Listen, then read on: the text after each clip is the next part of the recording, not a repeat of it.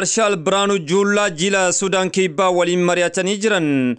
Itamo Jomur Shumi waligala raya ittisa biyyaa fi Marshal Branu Julla jila mekaanizimii mirkaneessaa fi hordoffii qophiiwwan nageenya cimsaa fi dhukaasa dhaabuu Sudan Kibbaa waliin mari'atanii jiru.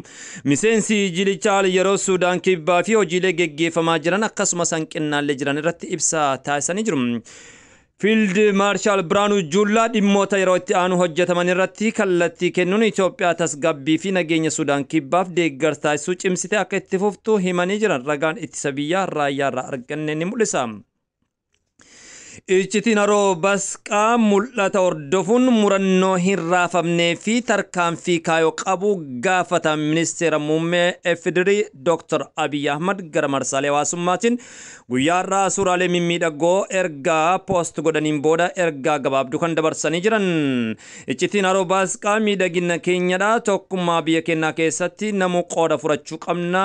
Qabeenyaallee caloo qabeenya qabnu waloo kennaan tikfachuu qabna kan jedhu fakkaata. Kanumarra dhaabbachuun namoonni adda addaas koomentiilee gurguddoo barreessanii jiran. Yeroo gabaabaa keessatti nyaataan of danda'uun addunyaa fakkeenya taanaa teekemmetu barreesse. Finfinneen Onkololeessa 29 bara 2017 yeroo gabaabaa keessatti nyaataan of danda'uun addunyaa fakkeenya taana jechuun tajaajilli kominikeeshinii mootummaa beeksisa. Tajaajilichi ibsa baaseen bu'aalee jajjabeessoo mul'atan itti fufsiisuun hirkattummaa deeggarsa nyaataa keessaa bahu of danda'u birmadummaa keenya guutuu fi bu'uura isaa jabaa taasisa jedhee jira. Abbootiidhaan eegame kan ture birmadummaa biyyattii dafqa qonnaan bultoota goototaan hooggantoota sadarkaa jiraniin ogeeyyii fi qaamolee dhimmicha ilaallatu biroo cime akka itti ibsuun yeroo gabaabaa keessatti of danda'uun biyya addunyaa fakkeenya taatu ni taana jechuudhaan yaada isaanii dabarsanii jiran. Yuunivarsiitiin Aviyeeshinii Itoophiyaa lammiilee Gaaboon 200 simatee jira. Yuunivarsiitiin Aviyeeshinii Itoophiyaa lammiilee Gaaboon 200 simachuu isaatiin wal qabatee lammiileen Gaaboon kunneen dameewwan aviyeeshinii garaagaraan yuunivarsiitichaatti barnoota isaanii akka hordofan ibsamee jira.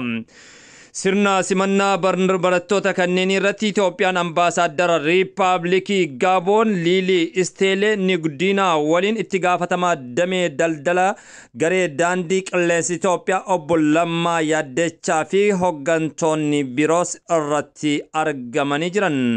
Oduu keenyarraa xumurree jirra. Oduu birootiin amma walitti deebinutti asumaan nagaa isinitti dhaammadhaa. Madda Walaabuu Miidiyaan filmaata keessanidha. YouTube chaanaalii keenya sabiskiraayib gochuudhaan nu wajjin tura. Ulfaadhaa galatoomaa.